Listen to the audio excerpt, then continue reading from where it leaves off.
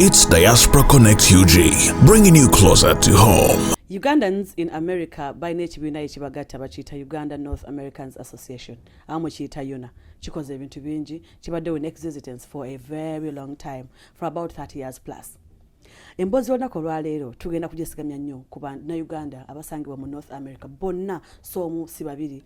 Recently tubalina okulonda okubadde e Cincinnati bingi ebihappenings omukyala gwe nyina leero munnamagye ne face kandikyusa munnamagye yaganyuka oba akyagalimu njawulo ki wakati w'amagye ne poliisi munanga tesibimanyi alabika agenda kubinnyonnyola yamagye ku America gabeera gatya ogayingira otya yagayingira atya lwaki yagayingira mukyala muyivu alina ke yeekoledde bwe ngamba nti alina ke yeekoledde kitegeeza asoma ebitabo bye n'abikuguka ate ne mu kyensimbi tanyigirwa mu ttooke kalira tuula nze nno muyita Afande Momo amanya gamatuufu yaani agenda kubitubuulira byonna tubivunjagevunjage ate onyumirwe nkusiigira ekifaananyi ekiri mu America naawe wali ewaka naawe wali awo wootudde naawe wali ebuwarabu ogambe nti Flavia oyo gw'otuleetedde abadde mutuufu nnyo okwogera ku nsonga ezo kankomewo n'omugenyi waffe olunaku olwaleero. Diaspora Connect UG, bringing you closer to home.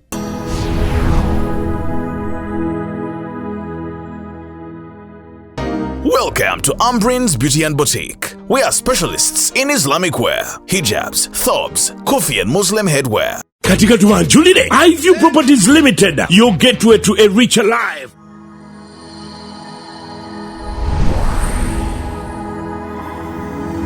You're watching Diaspora Connect UG.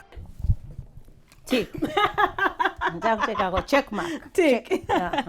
Kulika ina temukano gwange omugenyi waffe olunaku olwaleero ayambadde oba kati ngamiti ayambadde ki kyokka bannange kakala keeko kosooka okulaba keeko era keeko mama eradde Mamu nyoge mirembe Oluganda olumanyi I didn't know you know Luganda kubenge gyoserera mu luzungu mama wange wanzaala Muganda mukya Muganda yedya mamba akabiro akusimanyi wagerengesa ate akukekeyo kafa abenga simanyi something like that. Ate tata wange Munyoro.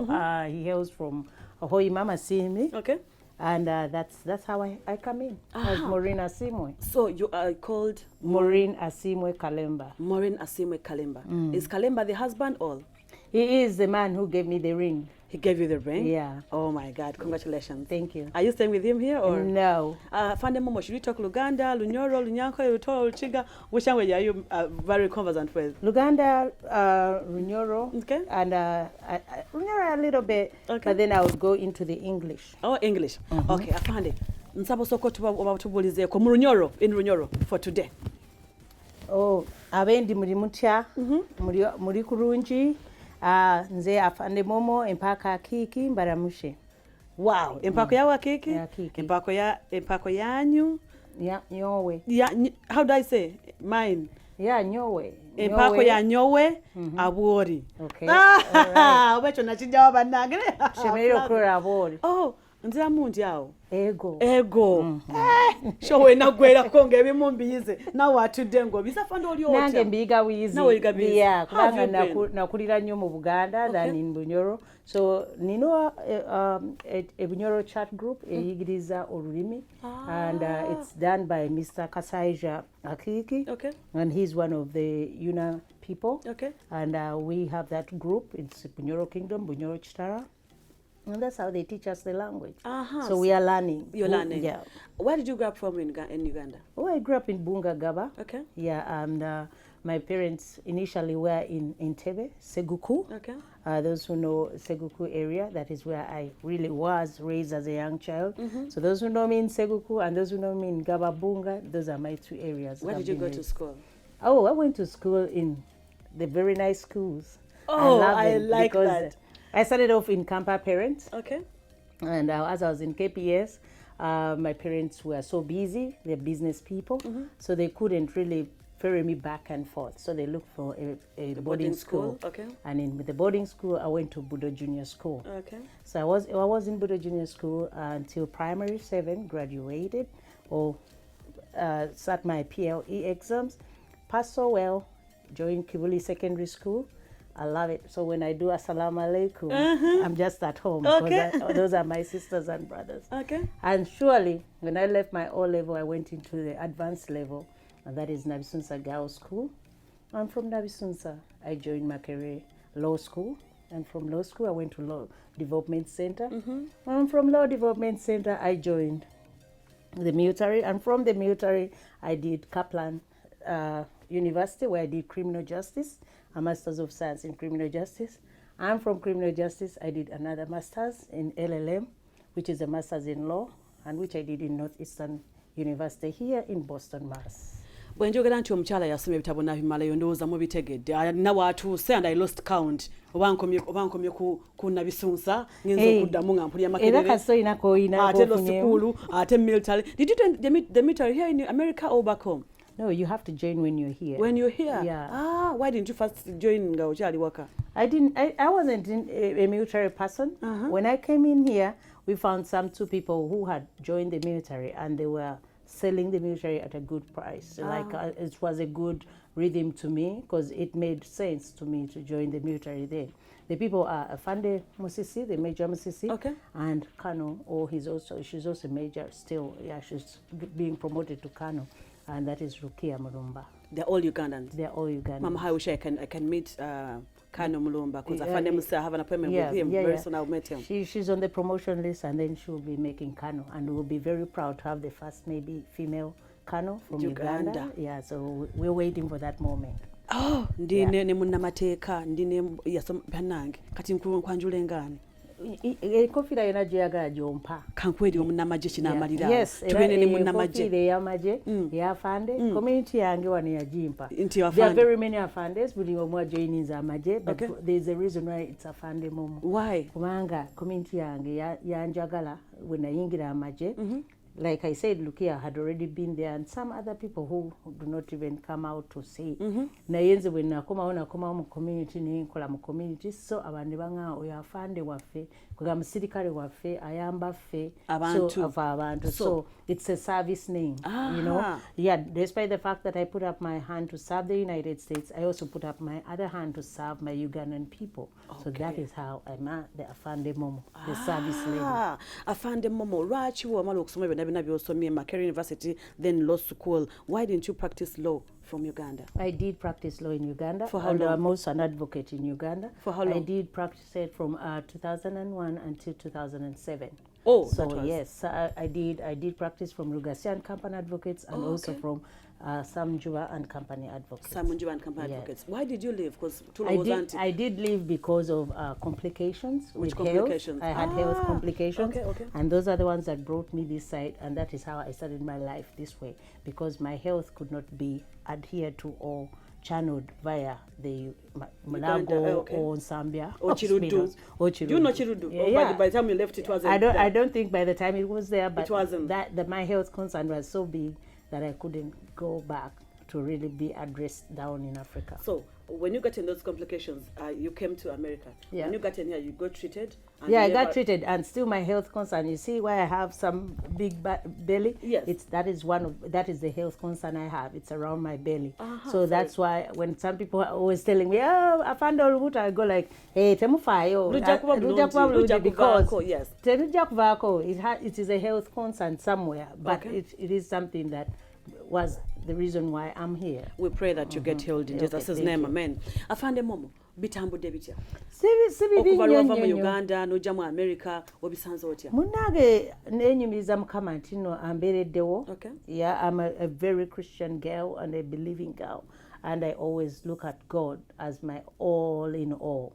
And I'm telling you that I always tell people to get a priority list. That is how we joke tambula. Nga wobuza nti bitambula prioritize.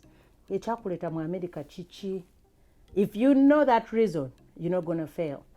And do not forget it. Ne bw'obanga ogenda ofuna sente. Some people forget it. Ne bava ku mulamwa and then they fall.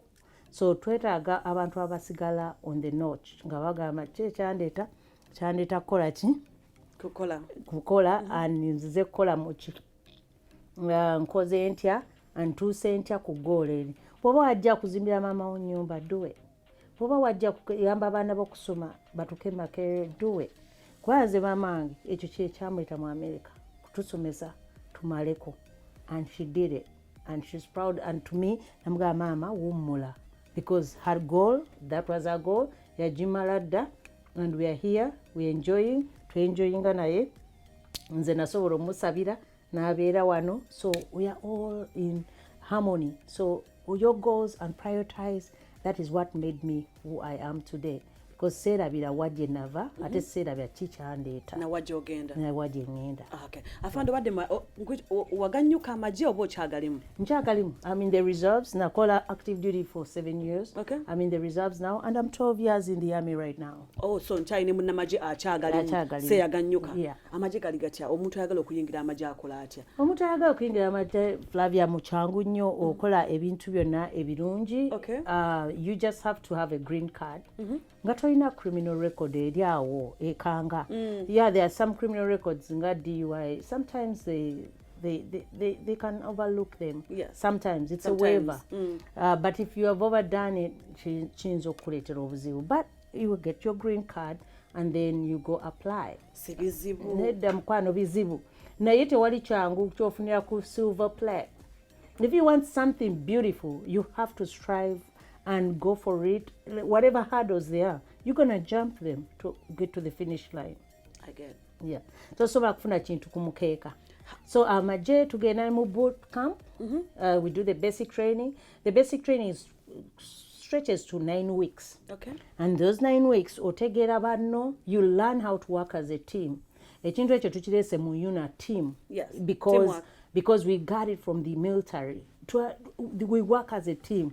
We come from different backgrounds, diversity. I get okay? But when we get in there, we need to know each other and work with each other in order to promote the common good. Yes. Tosobola promoting a kintu kyonna nga toyina teamwork. Okay.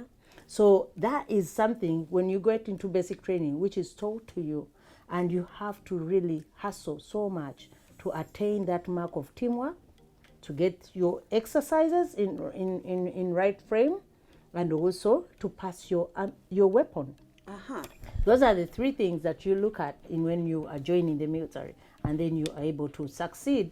They give you a job. A job is called an MOS, the military occupation specialty. Right. And then that MOS determines where you're going to be working. People think that when you're in the military, you're just going to shoot your guns. Besides shooting, I think when you're in the military, Baba deploying maybe to, for example. They do deploy you when your unit is supposed to be going, but they can deploy you, Flavia, as media. They're not going to deploy you as infantry. You know, you're going down as media, and you're going to cover the news as you are in your civilian capacity, as a media person, as a journalist. But as a military... Yeah, but in your military uniform. That is your MOS. That's your job. Your media, your public affairs. In fact, we call you public affairs. Yes, so you just don't waste your time out there thinking that in the army, there's no job for you. There is a job. The job is already there. That's what I thought. I'm doing my military justice. I'm a lawyer. That is the job for the lawyer. So you don't go to the front line to... We work with the JAG advocate.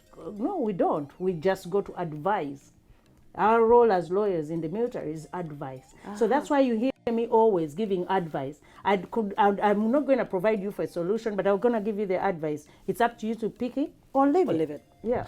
Afande Momo gwendi naye edakikemu bbiri ngenda kola ku sente mpumulemu ate male enkomewo. Diaspora Connect UG, bringing you closer to home.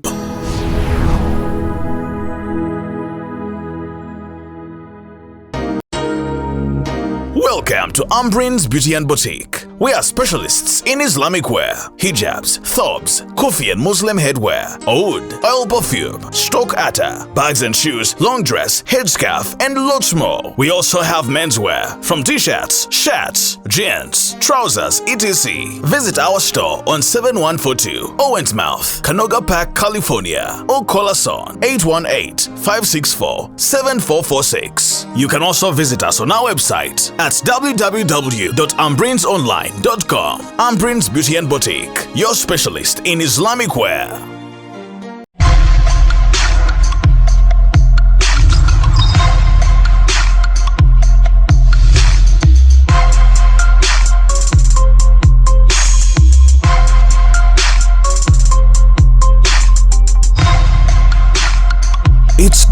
Connect UG, bringing you closer to home. Katika tuwanjulile, iView Properties Limited, your gateway to a richer life.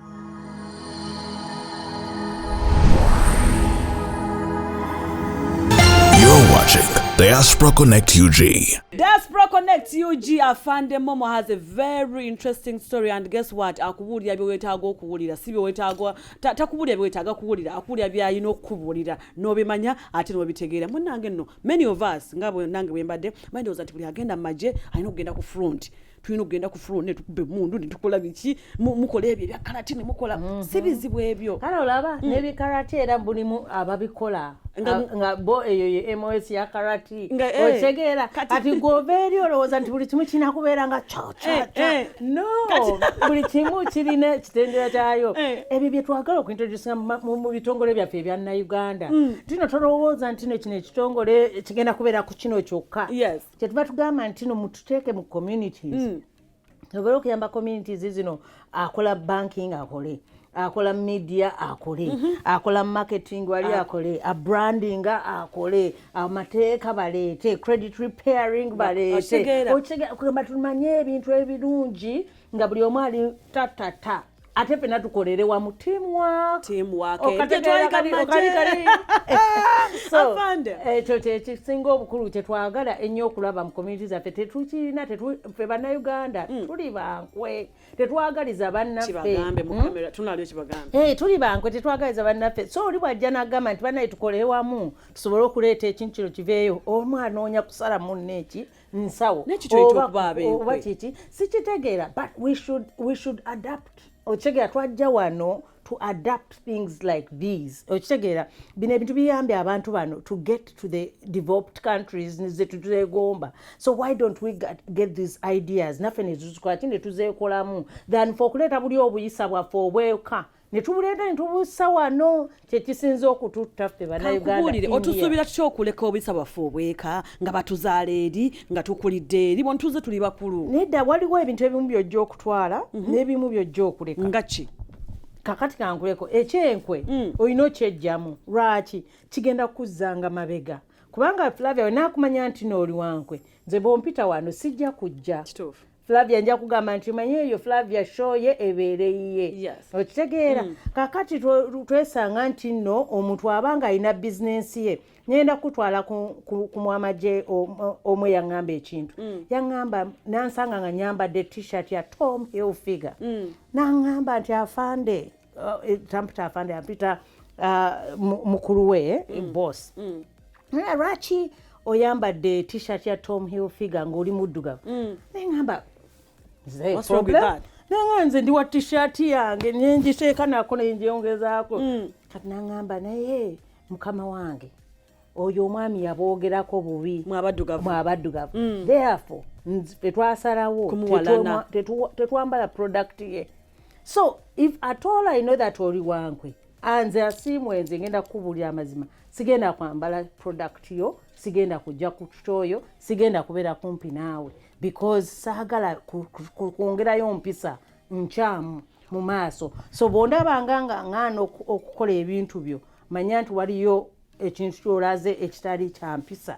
Omuntu w'enkwe omulaba otya oba omutegeera otya? Omuntu w'enkwe omulaba production what you deliver. Deliverance ejja kubulya nti whether abantu obasiima oba nedda. Kubanga omuntu era yajja okuvaawo atubuulire nti oyo nno munnaale wadde mumulaba akola bwati ne bwati waliwo kyabulamu.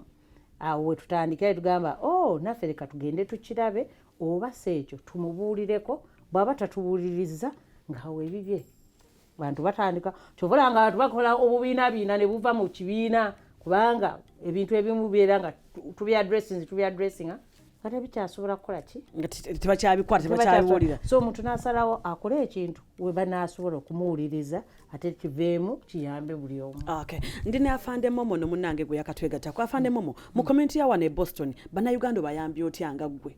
Mu community yange eno gye neeyagaliramu ennyo kubanga wawe yambuuziza nambadde n'omulamuzi mu Los Angeles nambuuza ti gwe omufirika oyagala ki mu Snow World and I told him ffe tuli eri tuwoomerwa tukuba kintu okitegeera why this is a community eyamba in immigration And I'm the go-to person when it comes to immigration.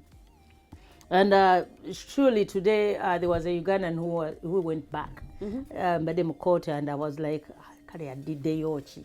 But yeah, bandanga case ye na tambula na kwa China agenda. So to me, I was like, okay. But we help out in immigration. We help out in communication, networking, okunonyeza emirimu. Woba wakajja, fe muna Uganda yakajja wano. Nakoona esimu ya Afande. Nze nina agency nga mukaaga ze mmanyi. Ze nsobola okugamba nti gwe ky'oba onkolera funa mwokolera. Kasofuna engatto yo nonga nti nina engatto. Nga nti nze nkukasuse nga nkukasuka. Nga gwoloka. Nga nkukasuka. Nga gwolola. Bwe ntyo nga nina nkasuka. Ate era nga bo bansangayo omwoyo mu kukasuka gye mbakasukira. So ne tu interact ne bamanya nti omuntu waabwe. Muntu wa bulijjo. Tako makasuka abacekinga nakata akola nabo. Yes. All those things kugamba obeera mu community nga you're mingling.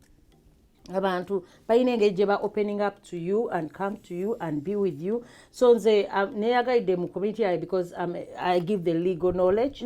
I help out people bwe baba nga bali stranded. Okay. And also house some kubanga badde nina ne by housing abamu nga bwe baba akajja nga they don't have anywhere to go yet. Nti jangu giro oyinza okuba ekitebe kyange tuyinza okuba basement kikapeti nga tweyongerayo atanajja kukyayo byobimanyi newonojawa nga tugenda maaso. So that is me, Afande Momo. I'm just a down to earth lady naye bonyiza. I bring in the other heart. Afande ngekomawo bulungi nnyo nga the line comes in nga kuteeka mulai. Because that is me. Saagala nnyo okubeera nga mbuzaabuza ensi. Did you say the lion comes in? Yeah. The lion has to come in. The lion has to come out, and that lion has to roar. I don't want you to. I don't think you. That aspect of mine, we're all about Jisanga. Hey, you're not fond of it when you mean yes. When that one, I saw you in Cincinnati. Yeah, and I'm still roaring with that. Are you serious? Yeah. Can we talk about it? No, not Why yet. no? Because its time hasn't opened up yet. Come on, it has. No. When is the right time? When it opens up, I'll be back with you. Whether it's a Facebook Live or anything, I promise you that. Please. Yes. Let me know. Yeah. Tuchali ku Diaspora connection. Afande Mama Chatunyola. Afande, do you only help people in Boston or everywhere in the United States? Oh no, I've helped people everywhere almost, and I'm glad. One of my recent help, she was in Arizona. And I did not know even there were many people in Arizona until Cincinnati. Okay. Cincinnati in the football match, that's when I saw all this group of youngsters. And I go like, where have you been, you guys? I've been looking for people in Arizona. So Mr. Awichu told me there's a big congregation there, so I'm learning. But there was a youngster out there in Arizona, and she had a George Floyd incident in Arizona. Wow. So this youngster somehow got my number, I don't know from where. But I helped her, and I'm glad she has now settled in Boston, and she's working in one of the courts in Boston as an administrator. In one of the courts? So you helped her that far? Oh, that far. Yeah, and it's Ugandans, we are all educated. That's true. And Ugandans, we all know what we have to be doing. So when you're helping somebody who knows what they're doing, or I told you, prioritize, know who you are, and achieve, So when you meet that Ugandan who can tweak it real quick, you're gonna excel within a short time frame. So that's exactly what we did with this nice young lady. I told my friends your and success. She came to Unaa for the first time, and she wanted to give her success story. But in Unaa, there's some people who they give a privilege to talk, and those who they don't. But in case... Why do you think it's like this? Why? Because it's a mafia gang related incident. It's not a free speech way of doing things. If at all these cliques stop being in Unaa will be a very beautiful place to associate with. So you think there are mafias in Unaa? I would say mafia, it's just a quotation. It is not that it's real a mafia group, but they are in Unaa. And we all know that. It's no secret anymore. And I look in the camera and I tell you, yes, the gangs are there in Unaa. What do you think? Because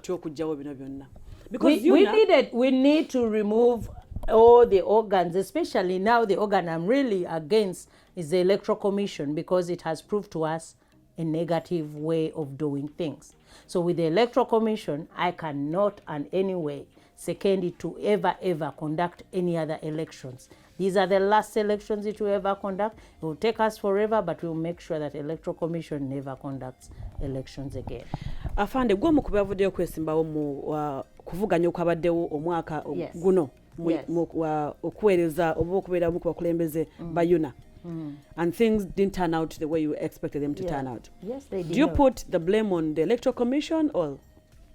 I put the blame in a lot of areas. Okay. But more so to the Electoral Commission. Why? Because when you are in that seat of being an official of the elections, the official of the elections is supposed to deliver a free and fair, impartial elections. So the mere fact that we saw a lot of inconsistencies in this election, voice them out. Even the observers were told by the chairperson Electoral Commission, Florence Bazanye, that they're going to address the inconsistencies before they read the results and tell people these are provisional results. But all this, you see, all that, did you hear anything of that sort? No. Before the announcement? No. So all this was not talked about. They even couldn't give the person who has lost to even address us, to just give us a concession speech. Maybe you did not want. Who said? Wasn't she there? Me, I mean, it's not me. I wasn't running for president. You were running for Secretary General. For giving me a speech or not, I don't care.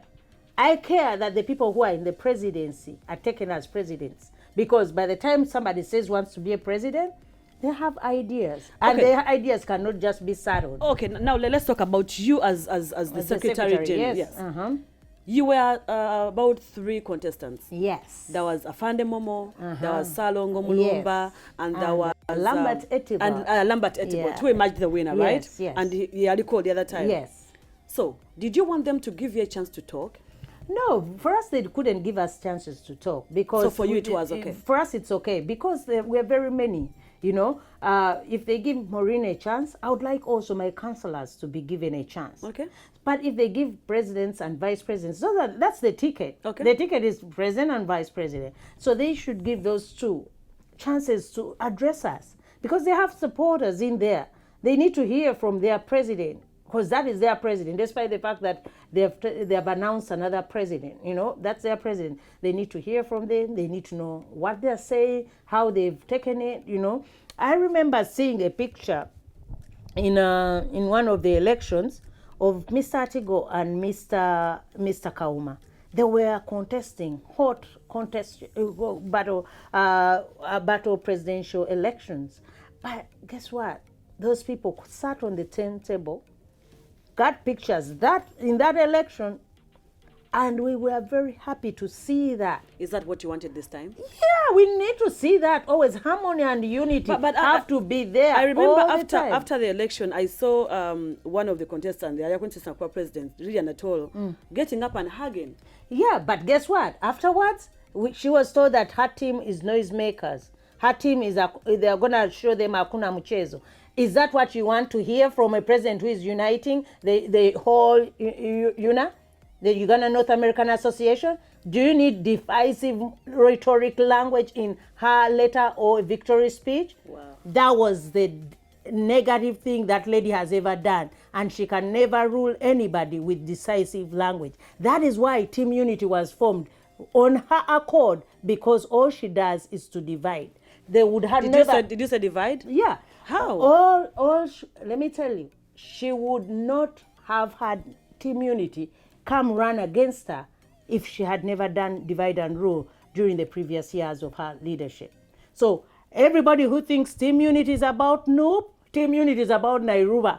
Nairuba did not make it to make us unified in our leadership, and that is why we formed that team. But how did you say she was acting divide and rule? I mean, all her tenure, Yalia, COVID and all that. How did he, For us, we are in leadership down there. You see in the COVID area. It is very good. I can come here and give you all the slang there is at Maureen, I'm doing this. come inside my home and then find out is Maureen the way she speaks. I can't come to your home because But it is that your is home. what I'm trying to tell you. For us, the leaders who are inside the leadership, we know that she divided the whole of Unaa leadership. The council was divided. Diaspora connects UG. Afande Momo. She's very furious. When it comes to Unaa, I become so furious. Wait. We're going to talk about everything. We got all the time and everything.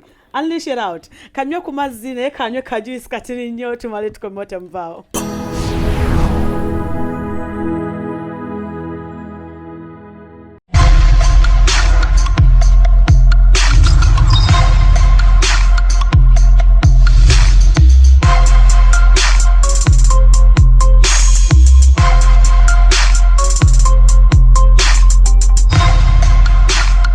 It's Diaspora Connect UG, bringing you closer to home.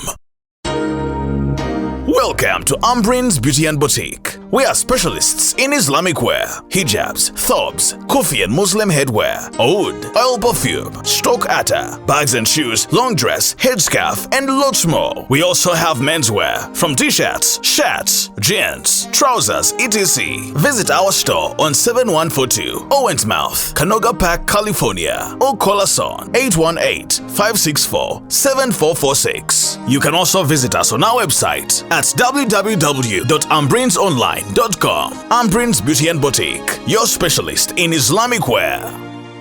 Katika tuwanjulile iView Properties Limited, your gateway to a richer life.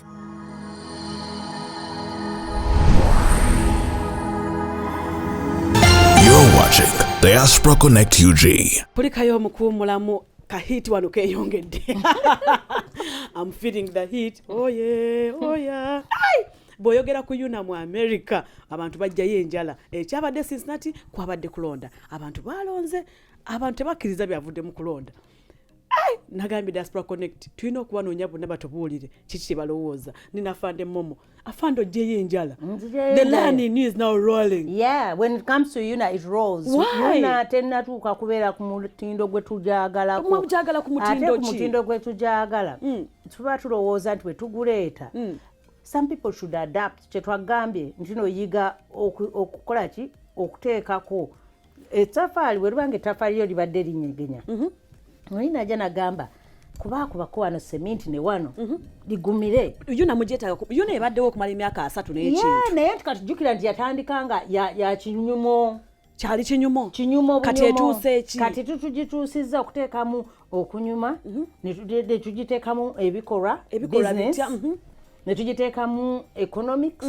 ne tugiteekamu developments in communities ne tugiteekamu kwegamba buli kimu kye twaliyagadde nga Munnayuganda bwayingira kati omanyi Unaa ogitunuulira nti bwe nnyingira mu America Flavia wayingira mu mwaka gwayingiramu God bless you kakati bwe nnyingira who is going to help me ekibiina kino ekigatta bannayuganda bonna kirina okubeera with kikikatakatako as in emphasis should be nti kino kirina okubeera nga kikuleninga a helping hand osobole okustabilizinga mu America. Kakati when you do that, how do you stabilize? You stabilize by a house, you stabilize by a job, you stabilize by people.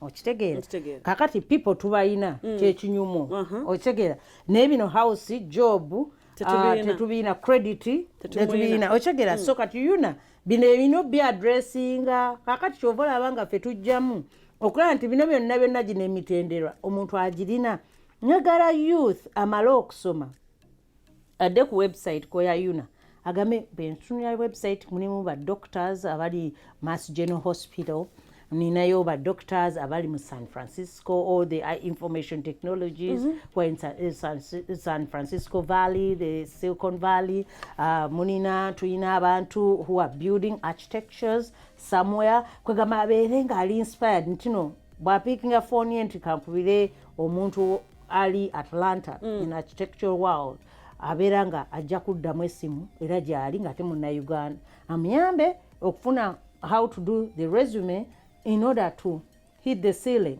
and unleash the veil.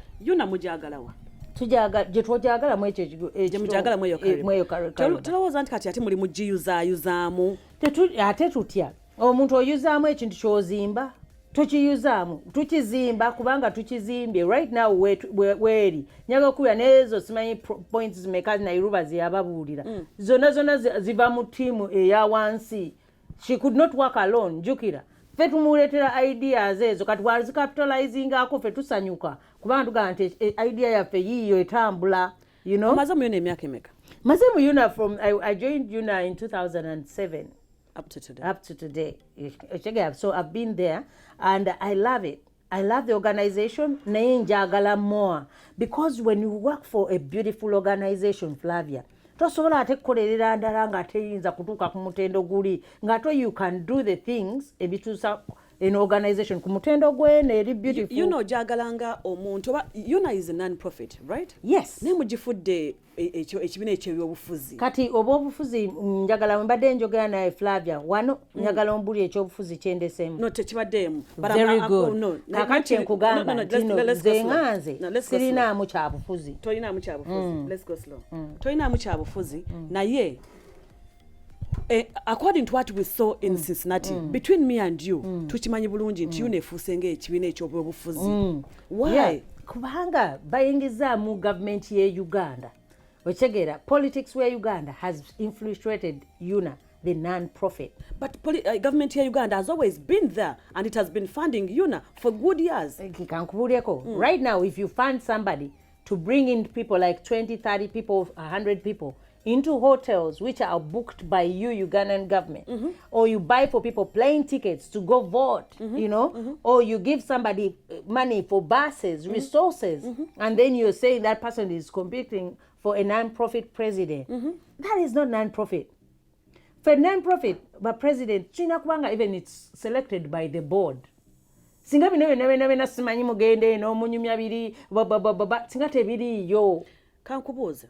Singa president wogwali wagira Lydia Natoro yayitamu sente zino eziva Uganda mwali ziganye fe twazigana dda naye nga tetulina ngeri kijje tugamba nti no tetuzaagala kubanga fe mu Unaa bwe kituukawo Unaa is not Maureen. Unaa is members. Tuli banji. Yes, we are. You know? Yeah. Kakati the members baffe nze Maureen ngenda gamba no.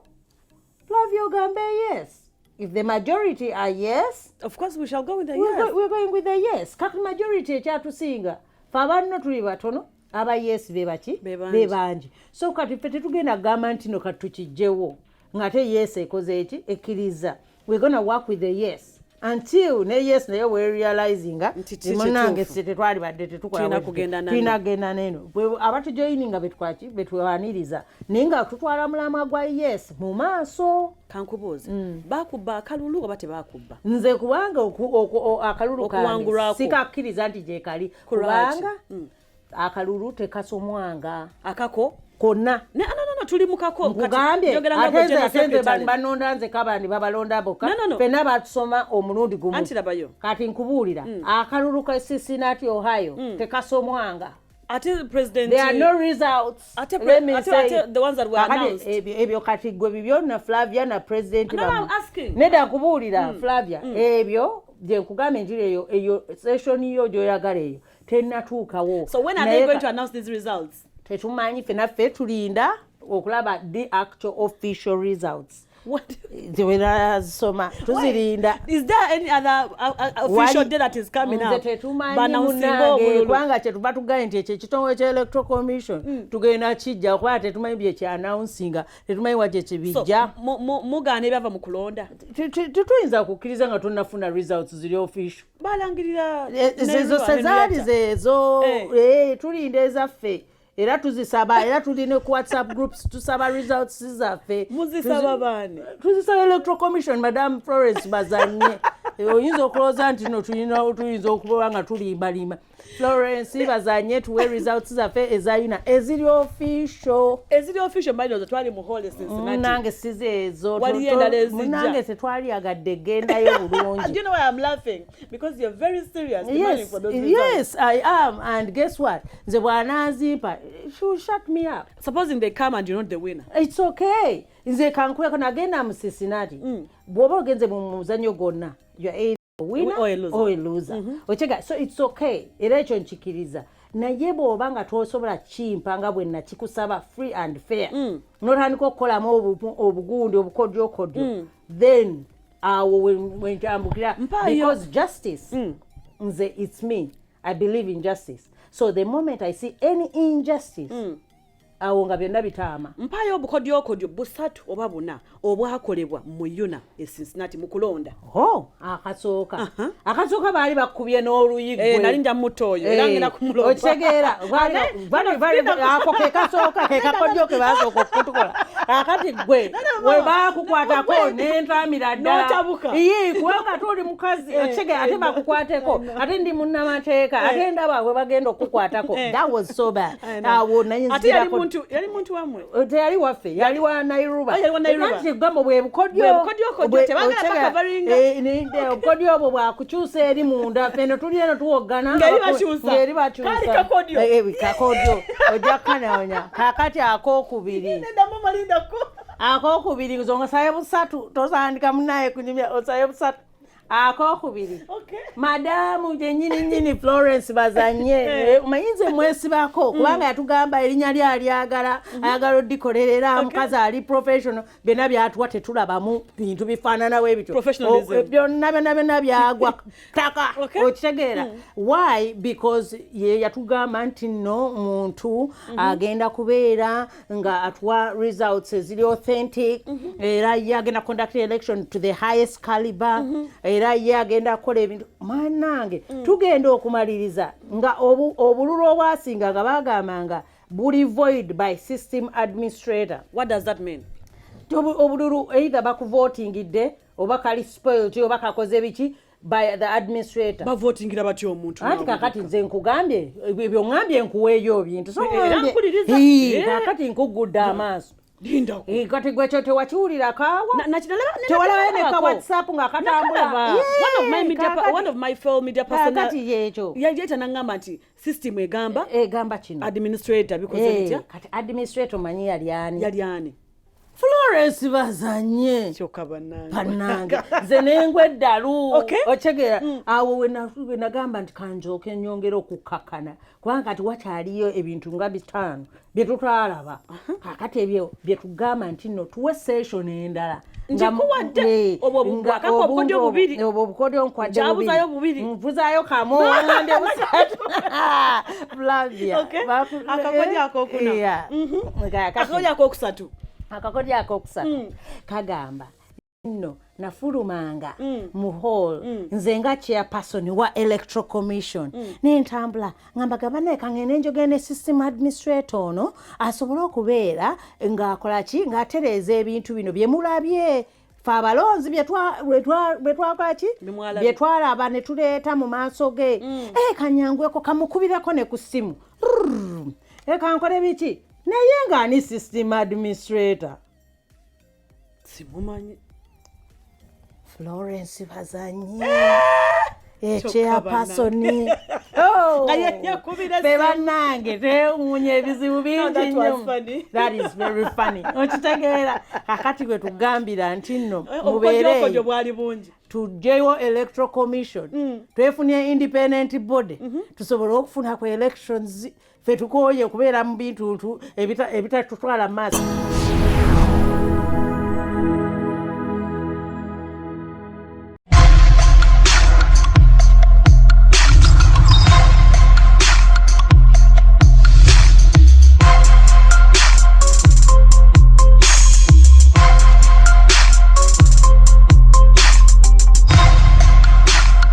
It's Diaspora Connect UG, bringing you closer to home. Welcome to Umbrin's Beauty and Boutique. We are specialists in Islamic wear, hijabs, thobs, kufi and Muslim headwear, oud, oil perfume, stock atta, bags and shoes, long dress, headscarf, and lots more. We also have menswear from t-shirts, shirts, jeans, trousers, etc. Visit our store on 7142 Owensmouth, Canoga Park, California, or call us on 818-564-7446. You can also visit us on our website at www.umbrinsonline.com. Umbrin's Beauty and Boutique, your specialist in Islamic wear. Katika tuwanjulile, iView Properties Limited, your gateway to a richer life.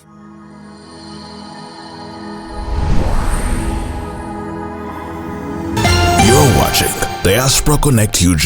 Kulikayo nate mukwano mukuumulamu. Mary Flavia Namulindwa Kula Mwana is my name. Diaspora Connect UG, bringing you closer to home. I'm trying to bring you each and everything that happens in the United States of America, in all states. Buli wansi obulotuuka, trust me, I'll get that. And I'll make sure chikutuuka kugwali ebuwarabu nkusigira ekifaananyi kya America. Abantu aba America bye balowooza, bye basoma, abantu bano bayivu. And on top of that, bakolamu, they got money.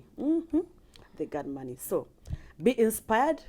In case Toyota kubiwulya, it's not that whatever we put up, nti olina okubitwala byonna byonna. No. Pick ngamu kyowulya kyoyagala, ekitakuzimba, just drop it. Ate mune kiyinza okubanga kizimba omulala. Afande Momo, nga tuwumba.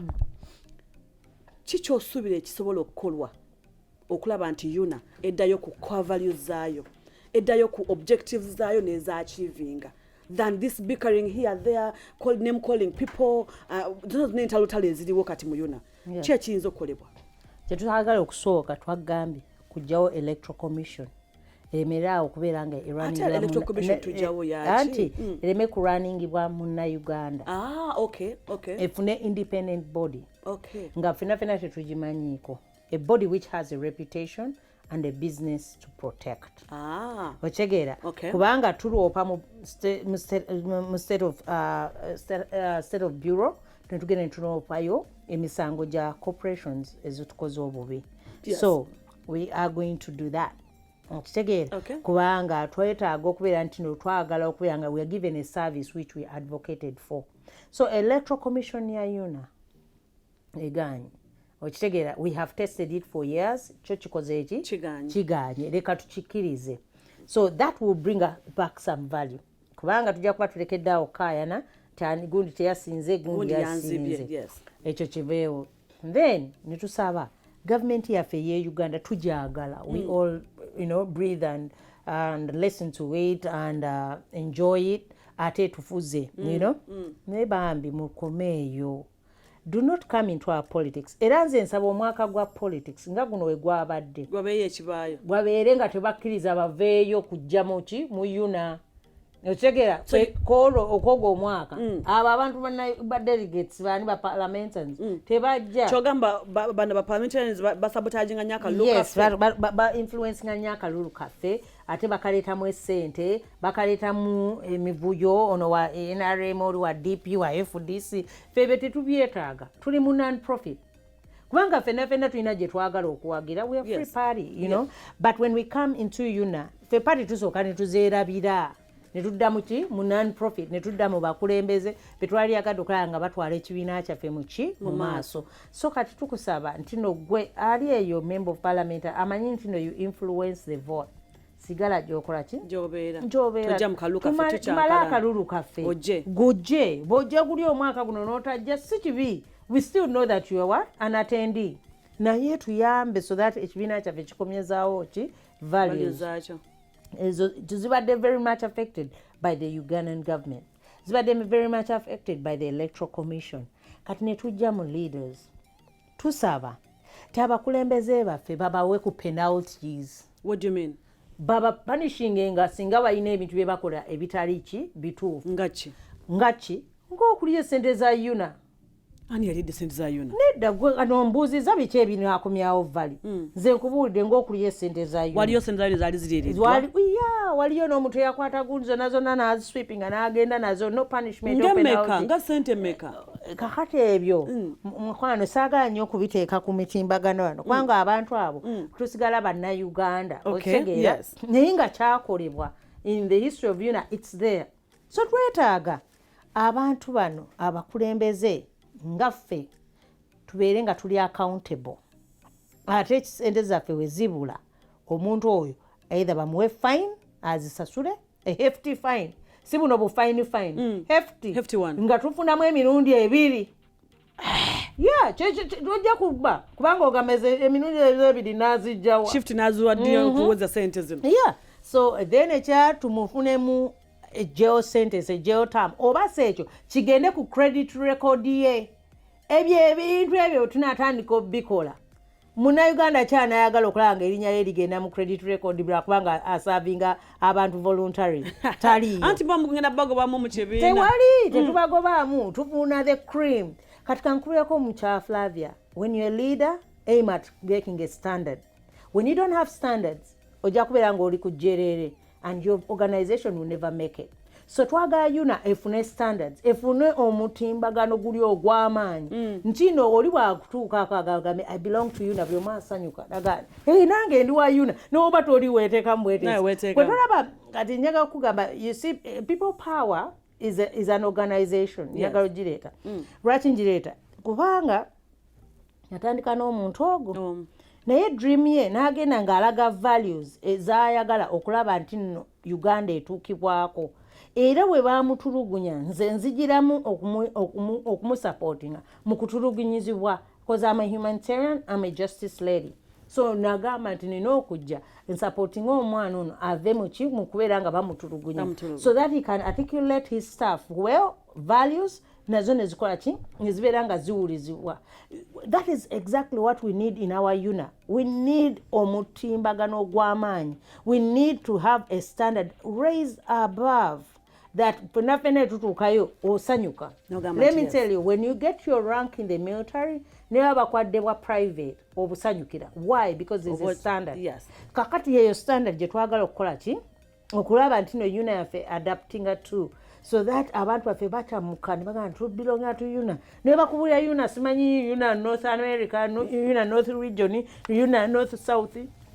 Nga ezo zonna gye ziri naye nze ndi ku Unaa eyasookawo original kubanga bwe bagiwulira buli omu akola ki yeah. So we want to gain back that glory and that glory is gained back by standards and those standards zirinamu okubeera nti nno olina kyojja okufiirwa in order to attain it. Nsaba otusiibule. Kale abooluganda nsanyuse nnyo okulaba nti nno ndi ku Diaspora Connect. My first time to meet Flavia Namlindwa. Your second time to meet me, but your first time on the show. Yeah, and I'm very happy to really meet her, dialogue with her. Waliwe namusangira twali tuli mu kalulu. I never paid attention to her, but now all my eyes and all my foes are on her. And so that is very good. Webale nnyo kujja mu Boston. Welcome. And yeah, I'm glad that you're looking for leaders and you're interviewing leaders. Yes. And then you're helping us know our communities better. Thank you. So keep doing the good things. Keep making your organization or your foundation or your company the greatest company there is. Thank you. By producing the best results there are. Thank you. Okay? Thank you so much. Afande Momo bwati wabadde nina kesi tegem angambye nti omanyi twali mu Unaa omuvubuka musajja tagala mukavaringa ate aleeta akavuyo. She has told me kali kakodyo some magic was being performed up there. Anyway eyo sijja kubanga nzirayo. Mary Flavia kula mwana kwestuku ya Kalibala Robert yali ku camera Diaspora Connect UG atakumira mpera abakumira tuddemu ate olonde. Keep subscribing, liking and commenting on Facebook, Instagram, Twitter, everywhere. Diaspora Connect UG. We love you so much. I'm out. Peace. The views expressed on this program or commentary are solely of the individuals providing them and do not represent or reflect the official policy or position of this YouTube channel or its management. You've been watching Diaspora Connect UG, bringing you closer to home. Welcome to Umbrin's Beauty and Boutique. We are specialists in Islamic wear, hijabs, thobs, kufi and Muslim headwear. Katika tuwanjulile iView Properties Limited, your gateway to a richer life.